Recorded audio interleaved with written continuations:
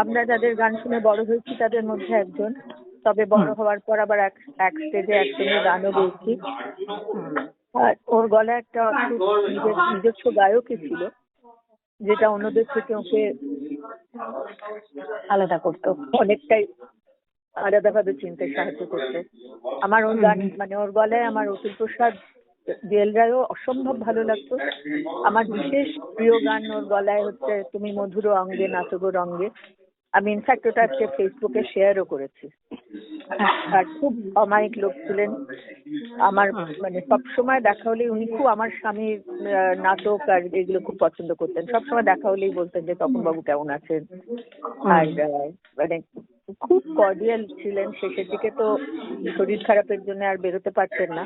আর আমাদেরও তো এখন বয়স হয়ে গেছে, অত আর বেরোনো টেরোনো আগের থেকে কমে গেছে অনেকটাই, সেইভাবে যোগাযোগটা আর ছিল না। তবে একটা সময় আমরা অনেক অনুষ্ঠান একসঙ্গে এক মঞ্চে করেছি, সেটা খুবই মনে আছে। এবং উনি কোনোদিন মানে ওই যাকে বলে যে অনুষ্ঠানের পেছনে দৌড়ে বেড়ানোটা কোনোদিন করেননি। এবং আরেকটাও বোধহয় খুব কম লোক জানেন, অর্ঘ্যদা কিন্তু সঙ্গীত নাটক একাডেমি অ্যাওয়ার্ড পেয়েছিলেন। আর ওর চলে যাওয়াটা নিশ্চয়ই আমাদের সঙ্গীত জগতের, বাংলা সঙ্গীত জগতে একটা বিরাট একটা শূন্যতার সৃষ্টি করলো।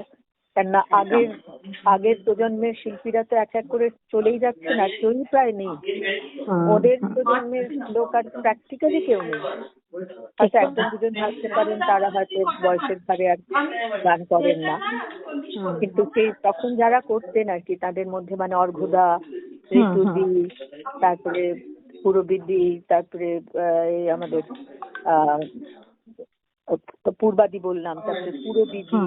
এরা পুরবিদি হয়তো আরেকটু ওদের থেকে বড় কি ঠিক জানি না, মানে এরা মোটামুটি গীতা ঘটক দি, এরা সব মানে খুব একসঙ্গে মানে এক সময় গাইতেন। এরা তো কেউই এখন আর নেই।